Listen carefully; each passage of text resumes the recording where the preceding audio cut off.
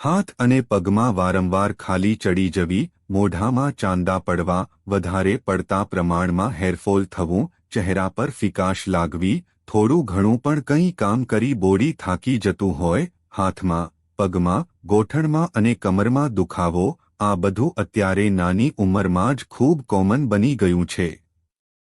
આ બધું વિટામિન્સ અને મિનરલ્સની બોડીમાં ઉણપ સર્જાય, ડેફિશિયન્સી સર્જાય, જેના કારણે જ નાની ઉંમરમાં જ આ બધી તકલીફ અત્યારે ખૂબ જ કોમન બની ગઈ છે. તો આના માટે શું કરવું? તો એક વિટામિન છે, જેનું નામ છે વિટામિન B12. જો એની ઉણપ બોડીમાં સર્જાય, એટલે કે એની ડેફિશિયન્સી જો તમારા બોડીમાં સર્જાય, તો જેના કારણે વારંવાર હાથ પગમાં ખાલી ચડી જવી, વારંવાર મોઢામાં તમારા ચાંદા પડી જતા હોય, આ બધી સમસ્યા વિટામિન B12ની ઉણપ તમારા બોડીમાં હોય, તેના કારણે મિત્રો થતી હોય છે. તો આજના વિડીયોમાં આપણે 3 એવા ફ્રૂટ એટલે કે 3 એવા ફળ અમે તમને જણાવશું કે જેની અંદર વિટામિન B12 ખૂબ જ મોટી માત્રામાં હોય છે. આ ફળોનું સેવન જો તમે આખું વર્ષ કરો છો, તો તમારી વિટામિન B12ની ડેફિશિયન્સી છે એ ધીમે ધીમે રિકવર થઈ જશે અને જેના કારણે નાની ઉંમરમાં તમને આ બધી સમસ્યાઓ થતી હશે એ પણ આસાનીથી દૂર થઈ જશે. હવે એ કયા 3 ફળ છે, કઈ રીતે એનું સેવન કરવાનું છે, એની બધી જ માહિતી તમને આજના વિડીયોમાં અમે તમને જણાવવાના છીએ. તો આ વિડીયોને અંત સુધી જરૂર જોજો અને કોમેન્ટ બોક્સમાં સાચા દિલથી હર હર મહાદેવ જરૂરથી લખજો. સાથે આ વિડીયોને તમારા સગા સંબંધી અને મિત્રોમાં શેર જરૂરથી કરજો. અને હા, ચેનલ ઉપર નવા હોય તો ચેનલને પણ સબસ્ક્રાઇબ કરી દેજો. મિત્રો, પહેલા નંબર પર આવે છે બનાના, જેને આપણે ગુજરાતીમાં કેળા તરીકે ઓળખીએ છીએ. અને અત્યારની સિઝનમાં તો માર્કેટમાં ઢગલે ને ઢગલે આપણને કેળા મળી જાય છે. અને બારેમાસ કોઈપણ સિઝનમાં તમને આ કેળા તમને આસાનીથી તમારા ઘરના વિસ્તારની આસપાસ તમને ક્યાંય ને ક્યાંય જોવા મળી જ જશે. તો તમારે દિવસમાં 1 થી 2 નંગ કેળા તમારે લેવાના છે અને કેળાનું તમારે સેવન કરવાનું છે. કેળા ખાવાનો બેસ્ટ ટાઈમિંગ જે છે એ મિત્રો 10 વાગ્યાથી લઈને 2 વાગ્યા સુધી છે. તમને જ્યારે પણ ભૂખ લાગે ત્યારે કોઈ પણ પડીકું અથવા આચર-કુચર ખાધા વગર કેળાનું સેવન તમારે કરવાનું છે. કેળાની અંદર vitamin B6, B12, vitamin A અને તેની સિવાય પણ ઘણા બધા મિનરલ્સ અને વિટામિન્સ ભરપૂર માત્રામાં જોવા મળે છે. તો આ કેળાનું તમે જ્યારે ભૂખ લાગે તો તમે મિત્રો સેવન કરી શકો છો. ઓફિસમાં હો તો તમે જોડે લઈ જઈ શકો છો. અને જ્યારે પણ ભૂખ લાગે તો બીજી કોઈ વસ્તુ ખાયા વગર આ કેળાનું તમે સેવન કરી શકો છો. ત્યારબાદ બીજા નંબર પર મિત્રો આવે છે એ છે ગ્વાવા, જેને આપણે ગુજરાતીમાં જામફળ તરીકે ઓળખીએ છીએ. જે આપણને મિત્રો દરેક સિઝનમાં મિત્રો આસાનીથી તમારા ઘરની આસપાસ જ્યાં પણ તમે રહેતા હોય, તમને ક્યાંય ને ક્યાંય તમને જોવા મળી જ જશે. તો તમારે મિત્રો જામફળ લઈ આવવાનું છે, તેને ધોઈ નાખવાનું છે, ત્યારબાદ તમારે નાના નાના બારીક તમારા પીસ તમારે કરી દેવાના છે.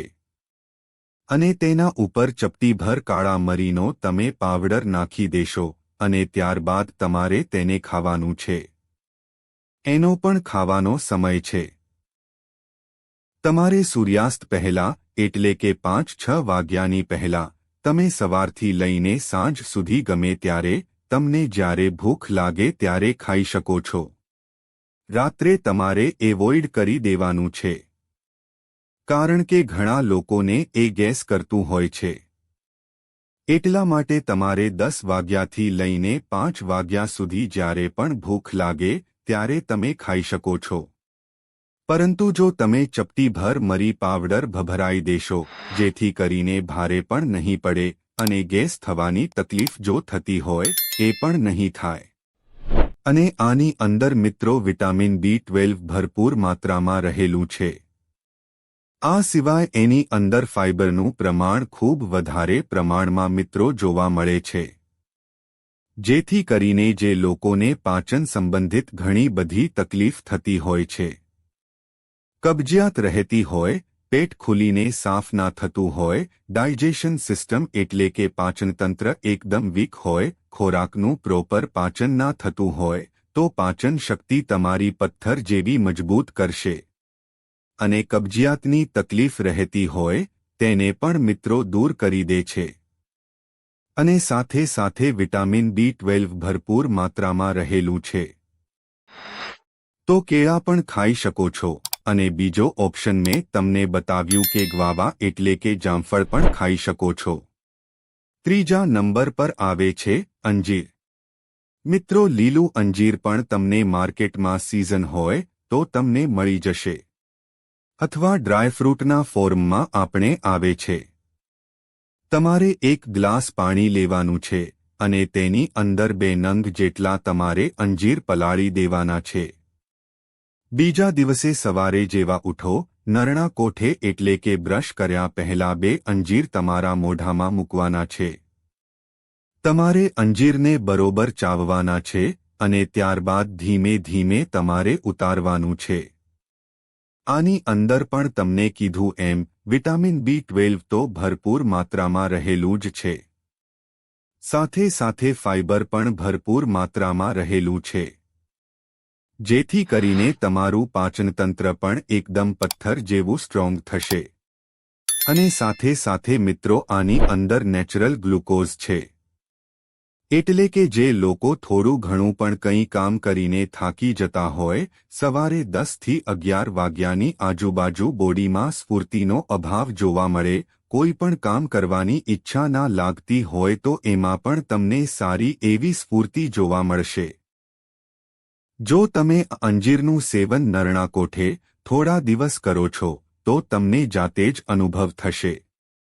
સાથે સાથે જે લોકોને શરીરમાં હિમોગ્લોબિન ડાઉન હોય તો એના કારણે મિત્રો બોડીમાં સ્ફૂર્તિનો અભાવ જોવા મળે છે, તો આના સેવનથી ફાઇબર તો ભરપૂર માત્રામાં મળે છે, સાથે વિટામિન B12 પણ ભરપૂર માત્રામાં છે અને સાથે સાથે જે લોકોને હિમોગ્લોબિન ડાઉન હોય તો તમે ખાલી 15 દિવસ તેને ખાઈ લેજો, તમારું હિમોગ્લોબિન છે તે એકદમ બૂસ્ટ થઈ જશે, જેથી કરીને તમારું લોહી પણ અંદરથી શુદ્ધ થશે, લોહીની જે ટકાવારી છે એમાં પણ વધારો થશે, કારણ કે ઘણા બધા બેનિફિટ્સ છે, તો તમને આમાંથી જે પણ ભાવતું હોય, અંજીર છે, ગ્વાવા એટલે કે જામફળ છે અને જો એ પણ ના ભાવતું હોય તો ત્રીજો ઓપ્શન છે કેળા।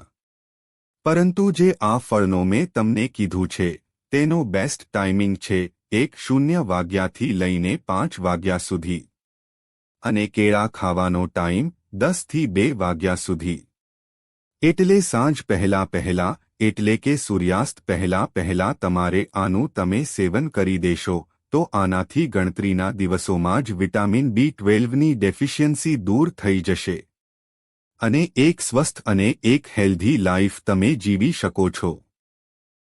તો મિત્રો જો તમને આ વિડિયો પસંદ આવ્યો હોય તો વિડિયોને લાઇક અને શેર જરૂરથી કરજો અને અમારી ચેનલ ગુજ્જુ હેલ્થ ટિપ્સને સબસ્ક્રાઇબ અવશ્ય કરજો, સાથે કોમેન્ટ બોક્સમાં જય માતા લક્ષ્મી અવશ્ય લખજો, જેથી માતા લક્ષ્મીની કૃપા તમારા અને તમારા પરિવાર ઉપર બની રહે।